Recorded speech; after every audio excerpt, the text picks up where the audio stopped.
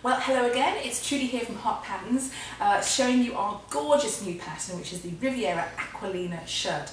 And we've got here a little kind of chit-chat about the actual pattern, and then later on in this clip you're going to see a tutorial, really kind of to show you the different bits and pieces that go up to make this, because they're very, very useful for you to have, even if you're not making this shirt, even if you're just making a normal shirt.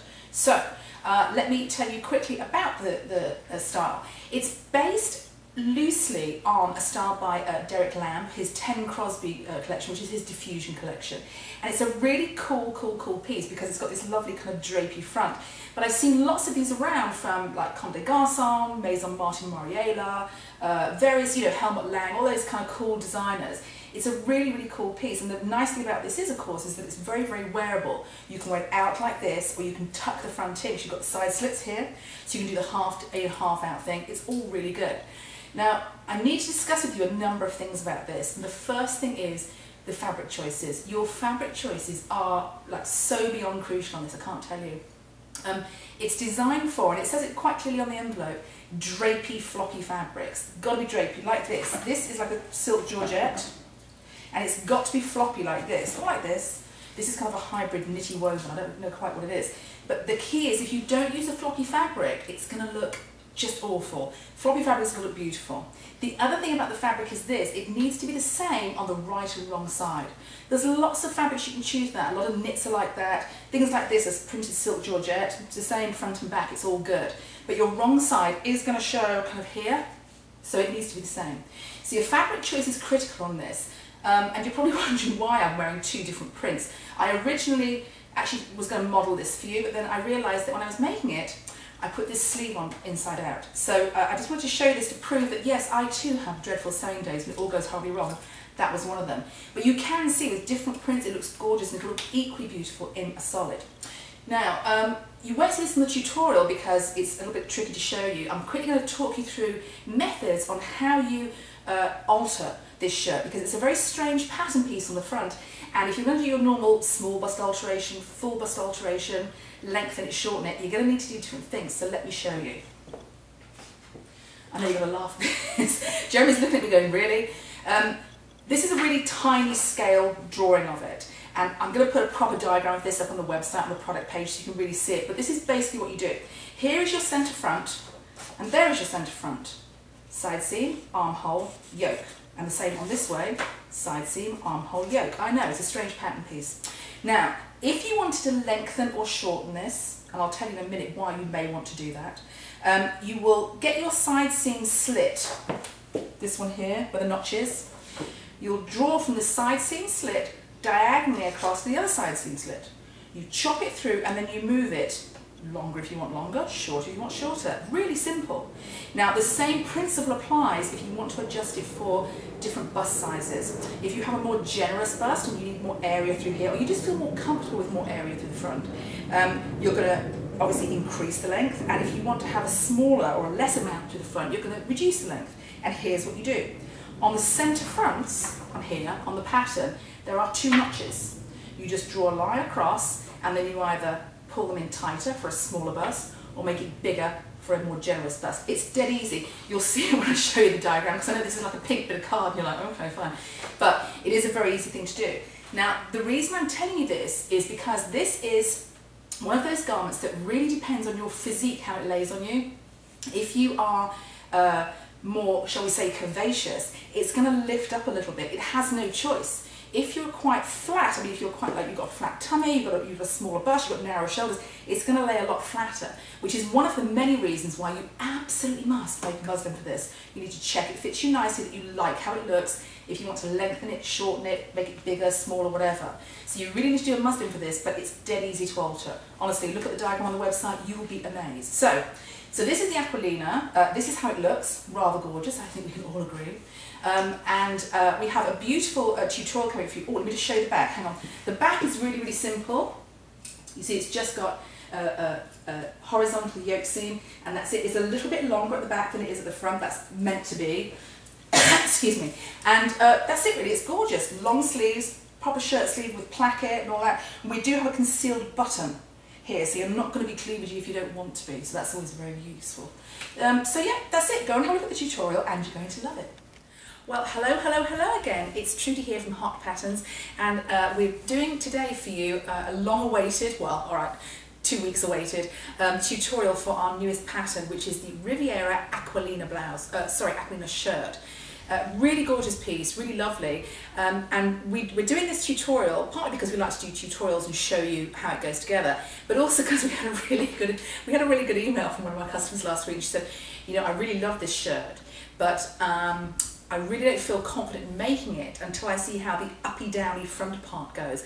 And I had to laugh because that's exactly how I refer to it as. It's the uppy downy front part. Not technical, but we know what we mean. All right, so here's what I'm going to do. I'm going to go through it with the easiest parts first, and then I'm going to take you through collar, sleeve, front, all that stuff. And I'm not actually making the shirt here, and you'll see why in a moment. But I'm showing you the tricky parts. You can hear the dog shaking himself in disgust at me not using a proper fabric. I'm not using a proper fabric because I wanted to use lining. I'm using lining because it's in different colours and it has a shiny and a matte side, so you can see exactly what's going on and how you're going to do it and why you're going to do it. So we're going to start with the simplest part of all. Really simple, it's one seam, you can do this. It's the back. Put the back together is that. That's it. There's just a seam. So this is obviously your back yoke, this is your back neckline, one seam. Let me just come in a little bit, Trudy. You can come in a little bit for sure. Okay. And obviously you can see that I'm using really nasty lining, so I do apologise for that, but it's doing the trick. We can see all the different bits and pieces. So there's your back, and obviously you don't have to do that first off or straight away, but that's how your back's going to look. Back yoke, back. That's the back done. Listen, that garage sale lining had to be used for something, you know what I mean? I paid for it, yeah, so... Absolutely, he paid for it, he's going to make me use it whether I like it or not. Okay, so that's the easy part out of the way, and really, you can do that. Now, the next part we're going to go on to is the front, the actual uppy-downy front part, which is really what makes the entire garment. And to look at the sketch, to look at the technical drawing, you might think, oh, this is really tricky, I can't work this out. It's one of those things when I show you how to do it, you'll be going, seriously, is that all it is? Because it's really not as hard as you may think. However, there's one thing, well, it's actually two things you need to bear in mind. First is your choice of fabric. Your fabric has to be drapey. It has to be. I know that someone somewhere is going to make this in a faux suede or something. I'm going to get an email saying it doesn't work. It's not going to. It has to be a drapey fabric. The other thing that you must bear in mind is that the wrong side of your fabric is going to show on this part here. So you need to use a fabric that's the same on both sides. You might think that's quite difficult to find. It's actually not. A lot of fabrics, especially things like a washed linen or a crepe, they're either the same or very similar on both sides, so you'll have no problem with that at all. And the same with knits. A lot of knits, same both sides. It really is fine. So I'm going to show you this now. Now the front piece is a very, very odd shape. Oh yes, it is. Now, I'm not sure if you can see this. I'm just going to turn this around. You zoom in, I'll turn. We're all good. Wait a second. Okay, we pretty much got you. Okay. All right, now you can see that this is one side of it. You can also see that my iron's been leaking up at watermarks. I'm furious about that. But anyway, now what's going to happen is this. You are going to have, there's your front, there's your centre front here, which becomes your side front hem. That's your armhole, that's your side seam, and then it kind of flips around, and that's your side front hem going into your centre front, going up to the yoke seam, armhole, side seam. I know it sounds wackadoodle, but work with me here. Now on the diagram, on the instructions, you'll see where I tell you very clearly you have to press your fold back pieces, those. Let me just come in a second and make sure we get a nice... You can come in and look at my gorgeous black thread overlocking. Really cool. You know what? You can see it. That's the main thing. That's the whole point. So you're going to turn one edge under this way, and then you'll turn the other edge over the other way. So you can see now why I've said you've got to have the same finish to your fabric, front and back. You need to have the one that you can use the wrong side and it's all going to be okay. So you're going to press these underneath like this. Now bear in mind that this is going to be a hem. You're not going to see that bit. Bear with me a second, I need to That's okay, I'll put it into the centre actually, you can see. Okay. Alright, This is going to be a hem, and you're going to see this part of it, not that part. So what you're going to do, if you're smart, and of course you are, which is why you're watching this, you're going to basically just turn your finished edge under like that and just do a narrow hem. Yes, the hem will be on the wrong side of the garment, on the outside. Doesn't matter, once you top stitch that down, it's just going to look like a hem anyway, and obviously you're going to press it really nicely. So on my prototypes, I worked out, and I'm sharing this with you, that you need to really hem it kind of halfway-ish. There's no real formula for this, because depending on where your boobs are placed and stuff, it depends on where the hem goes.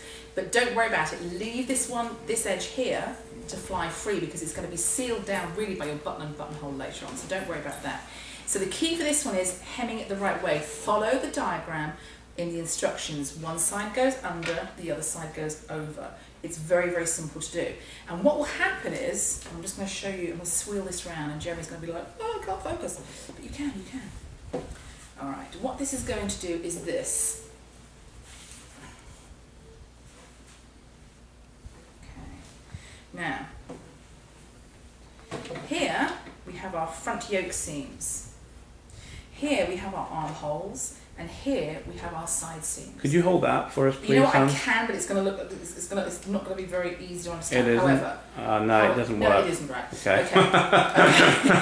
That wasn't very smart of me. You can tell I don't really understand garment construction either, can't you? He's not a technical kind of guy, and that's fine. So this is what you're going to end up with. You're going to have a nice clean finish on here and a nice clean finish on there, and then of course it flips around and you have your hem on the outside. But it's, you know, it's simple to do. You just got to press it all down, keep it all nice. Now, in the instructions, I say to you to base this edge down, and it's really only because it's going to make your life about 100 times easier when you put. Which edge is that? This is at the top. This is the front yoke edge here. It goes here, and that's there. Okay. So I say to base this along here, just so you don't want it flapping around when you attach the yoke, which is really the key part of this. Okay. So we're going to use the same principle to attach the yoke. Oh, the slidiest fabric ever. Well, it's not fabric, it's lining, that's why. Okay, here are our two front yokes, and this is the one I'm using, and I've pressed in the fold line, the crease. I've pressed it in because that matches this one here, and what you're going to do is you are going to basically wrap the facing part around. I'm going to quickly pin it, and you're going to look and go, ooh, that's clever, because it kind of is. And what happens is it means that on the inside here, all the seams are kind of contained, they're all clean and nice and finished and tucked right away. So fold it backwards on the fold line like that. And then you're going to do that. And of course there's a little bit of, I wouldn't say pivoting involved, but you've got to be really, really very careful about getting it right to the edge. Now if I just very quickly, ping the pins around. Here, and you'll see in a moment why I chose to use this really horrible lining, because you can really see what's going on. And honestly, when I'm doing tutorials like this, I do find it's much more easy to understand if I use different coloured linings or fabrics, because then you can see what bit goes where and why. Alright, so that's what you'll end up with. Looks like a mess, looks atrocious, we don't care. Hold on, let's just do that. So I'm going to turn it out now, and you'll see the fabulousness that this is. Okay, so it pops out basically like that. Now bear in mind I haven't pressed this. Can you see that? Let me just come in a little bit and make sure we've got a nice close view. Hold it up a little bit, honey. Are we good? There we go. Okay, we are good. Okay, now clearly it hasn't been sewn, it's pinned, and it hasn't been pressed because it's pinned and hasn't been sewn, but that's the principle where the front edge wraps around like this, and so inside, the top edge here is all cleaned away. You could always glue it. Okay, now I have to explain this. Jeremy's explained you could always glue it because, and we're not going to use any names or any finger pointing here, but we did see a system yesterday on YouTube where the lady was saying, oh, you can make this and you can make that, and I recommend you glue things. And we watched it going, what? I'm sorry, what? She said, yes, I'm always gluing seams together. And it kind of makes my head hurt a little bit. So no, you can't glue it. You're going to sew it. Okay. All right. I'm now centered again. All right. So you're going to get a clean edge here. Now obviously before you do that, if you wish, and honestly I would, you can clean off this edge here. That's the inside facing edge, and you can do it any way you want to, overlock it or just turn it double or whatever. It'll just give you a nice clean finish and it's all good. And one of the reasons we've done it this way is because, and haven't done like a normal facing, is because the likelihood is you're going to be using a sheer or semi-sheer or very lightweight fabric on this. And actually the prototypes I've made, I haven't used any interfacing at all on them because I want them very soft and very drapey. And that's probably what you're going to do too. So this works really well with or without interfacing. It's your call. All right, so once you've got both your yolks done, you can see it looks rather lovely. It's simply a matter of attaching the shoulder seams to the shoulder seams on the back, of course, and you're going to leave this free, and I'm going to show you why later. So then you'll have your backs attached to your fronts and you're ready for the sleeves to go on. But before you put the sleeves on, you're going to prepare the sleeves, and that's our next thing. And with a shake of his head, there goes Puppy Emmett. Okay, we are back now with the sleeve part of our shirt, and this is kind of important. Well, obviously it's a shirt, so it's going to be important, but it's also one of those things, once you get this technique down, you can use this on any shirt you want to, because it's a really nice shirt sleeve technique. So once again, I've used some some lining so you can see what we're looking to achieve here. So we've got our sleeve, obviously I've sewn it together. Hold that up for me, hon. I'm going to come it now. Down a little bit, down a little bit. That's it, now I'm going to come right down. Okay. Alright, so in its charming way, with its shiny blue cuff and its nasty pink placket. However, this is a really great way to do a sleeve placket and a sleeve cuff. So I've got a couple of steps to show you, and obviously I'm going to switch backwards and forwards. I'm going to be sewing some of the steps. Oh, and that's the point while we're here. I'm going to be sewing on this. This is a vintage, oh my goodness, it's vintage, Singer, what is it, 1950? 401A. Oh, it's a 401A. Okay. And it's lovely, and of course we have lots of vintage machines, and you do find if you have vintage machines you need to treat them as though they're a vintage car, as in they need taking out and playing with now and again, otherwise they just seize up. So we kind of rotate our machines quite a lot. So we're doing it on this one. I haven't done a lot of sewing on this, it's a voyage of discovery. However, it works really nicely. So what you're going to do is this. In order to achieve it, you need your sleeve like this. Now, even if you're using a pattern that doesn't have this kind of box cut out, it just has a slit, doesn't matter. You're going to cut a box out. And this one I think is about 1/4 inch wide, and we're also using 1/4 inch seam allowances on the placket. I'm telling you, that dog's driving me crazy today. He's looking for food again. So 1/4 inch sleeves on the placket, and on one edge of the placket, the long edge, I have pressed the 1/4 inch under, and that's just to make my life a little bit easier. So what we're going to do, I'm going to pin this and then I'll do it, and I'll show you how it looks when it's done, because it's kind of, you know, a really simple thing to do. We're going to sew this all the way around the edge of this box, obviously a 1/4 inch seam allowance. So up there, across here and down here, we're going to do that. When I've done it, I'll show you, and then I'll show you how you kind of fold it and stitch it to get a nice placket shape. So this is what I've got. Now I've sewn it on with a 1/4 inch seam allowance. I'm wondering if you can notice that I've cunningly used green thread so you can see it. Well, not so you can see it, because that's what I had in my machine from my shirt the other day, but hey.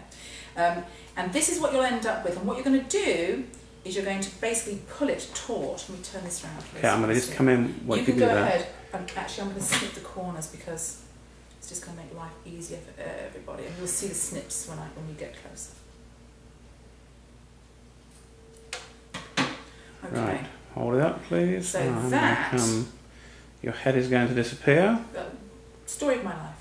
Right, we got you. Okay, so that's what it's going to look like when you've done this. Now, what you're going to do is you're going to go and you're going to press this up like this, nice and neat, and then you're going to press it in half. I'm going to do that, and I'm going to pin it in position. I'm going to show you what it looks like. So now I have done actually most of the work on the pesky placket, that's for sure.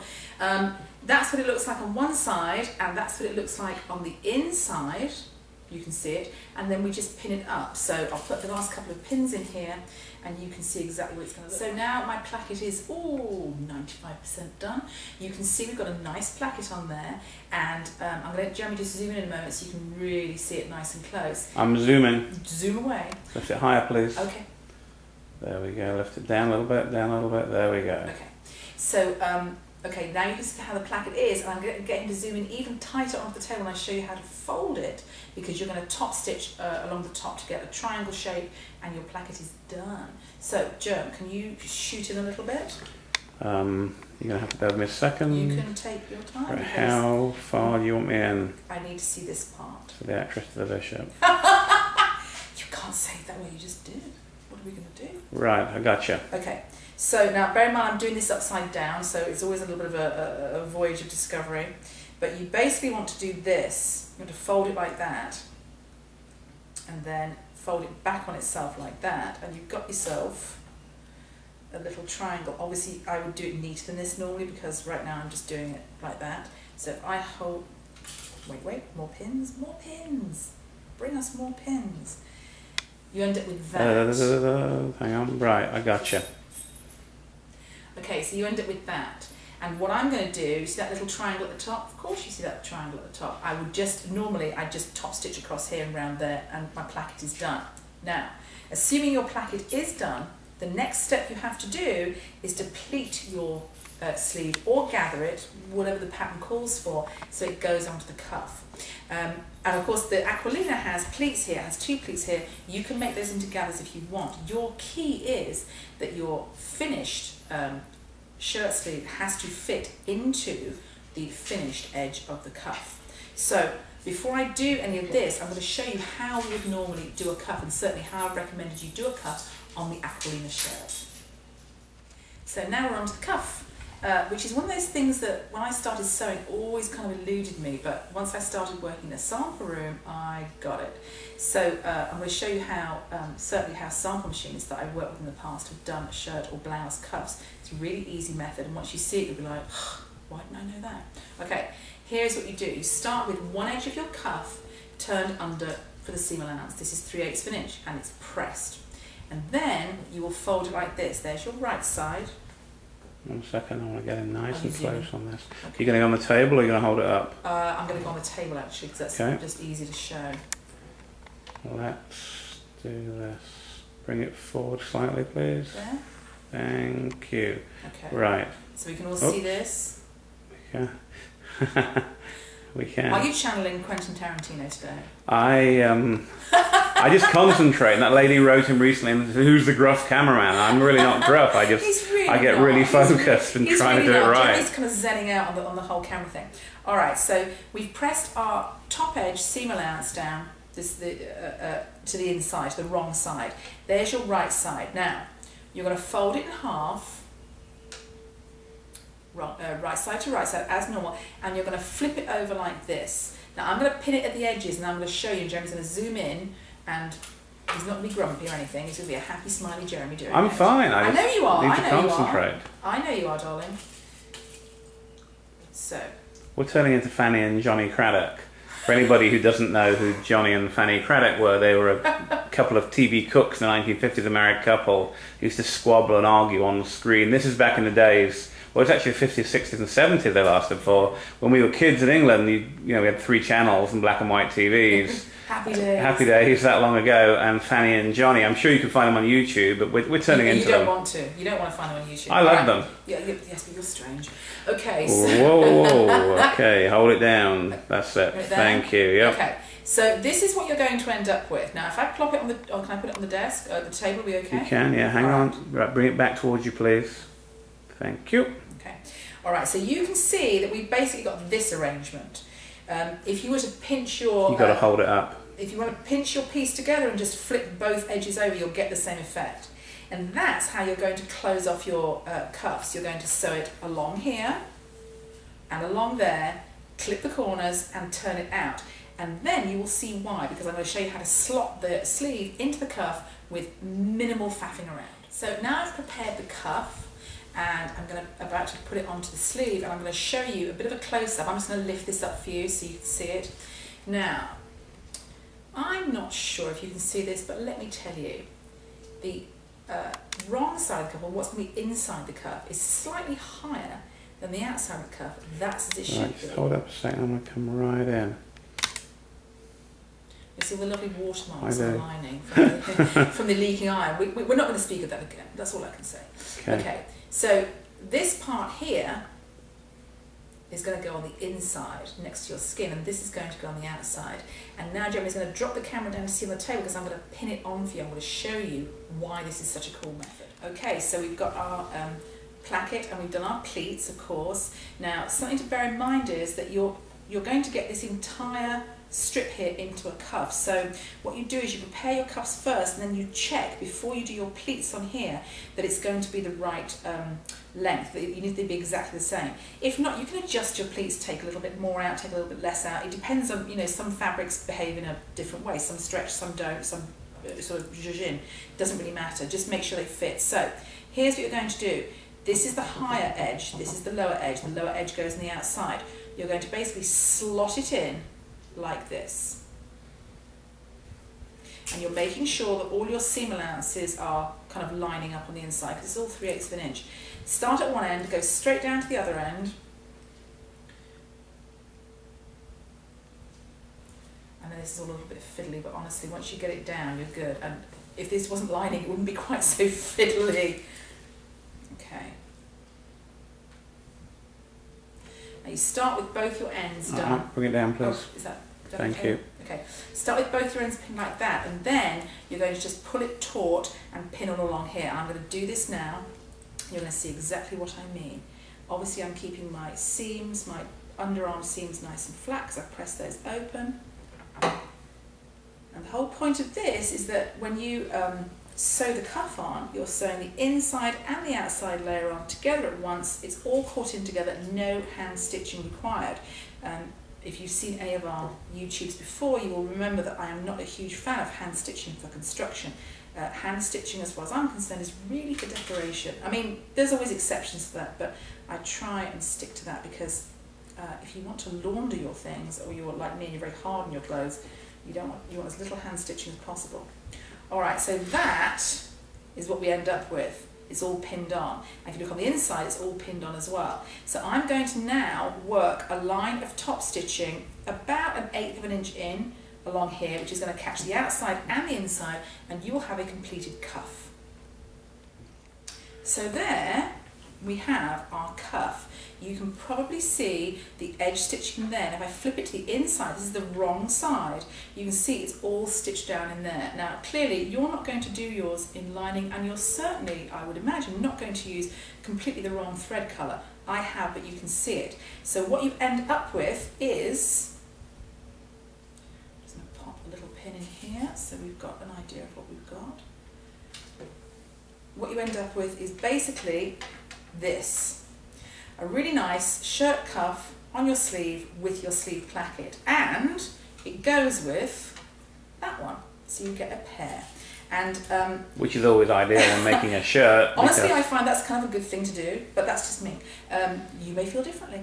So yes, so now we've got these done, and of course you can't realistically do the cuff part until your sleeves are on the garment and the underarm seams are done.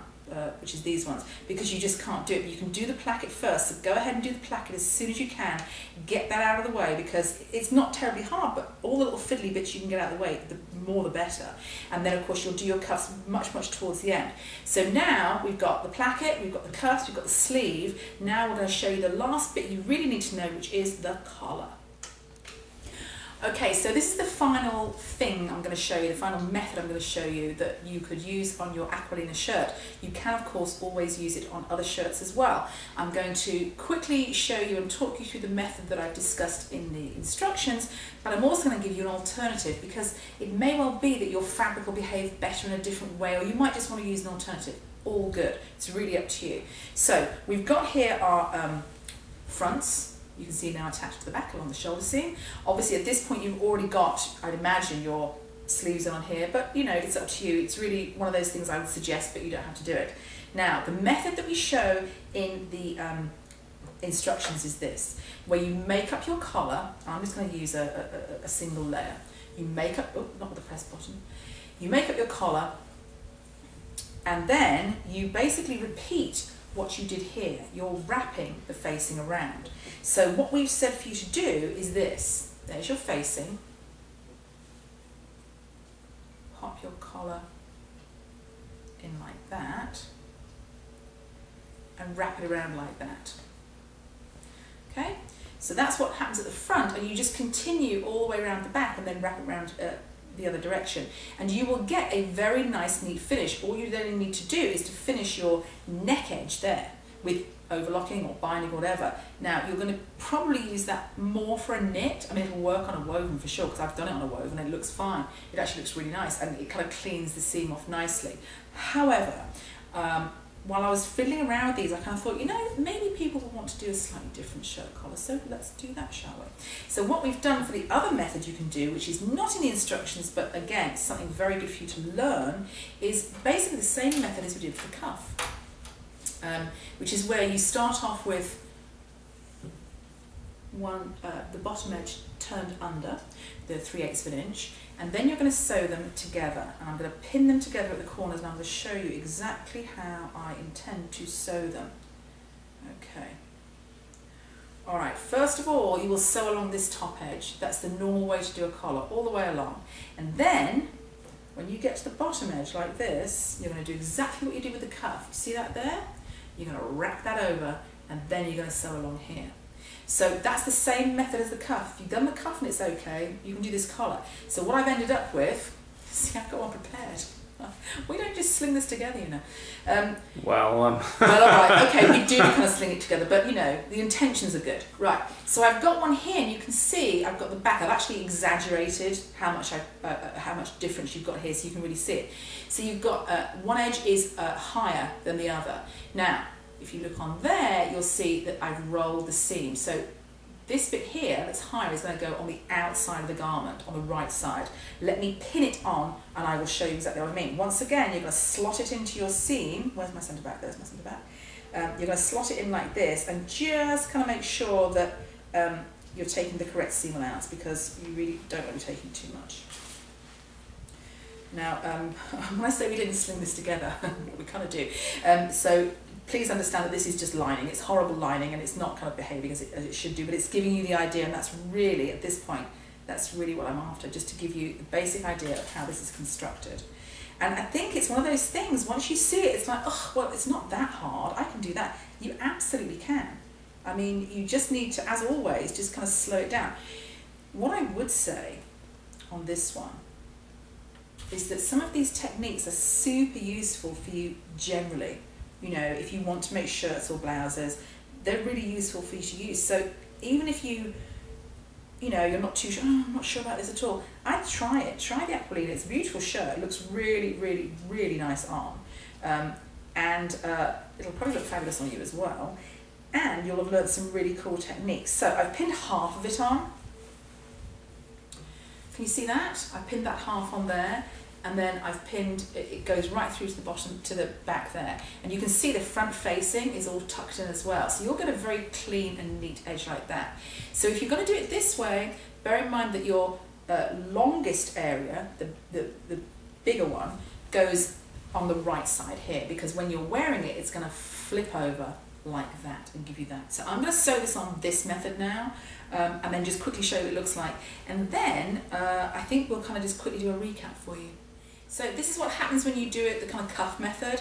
That's the inside, you can tell from the raw edges on the lining, and that's the outside where it's kind of caught in there. Obviously if I was doing this in real deal fabric, I'd take a lot more care and get it all perfect, but this is just the principle to show you. So that's the other method you can use for your collar, and of course when it's worn, just flip this around here, it goes like that. So it kind of, it can sit out like that. Just going to come in and focus on that a little bit. Do. Come and look at my terrible, terrible lining and the green thread. Hold it up a little bit, would you please, Dominic? There we go. Thank you. So you can see it can kind of fold back nicely like this, and you'll just see a little bit of stitching there. So that's another method of doing the collar. Like I say, the other one, of course, is to just wrap the facing around the collar, sew it in one pass, and just clean off your back neck edge. It's really down to you what you feel more comfortable with and what you would prefer for your fabric. There's no real rule about floppier fabrics do this or knit fabrics do that. It's really up to you. I would say I would go for the first method. I think I've only used the kind of proper, you know, the proper shirt collar method if I was going to use more shirting type fabric, which you might do as long as you wash it a lot and it's really, really floppy. So that's it. That's the end of our tutorial. Hope it's been very, very useful for you for the Riviera Acqualina shirt.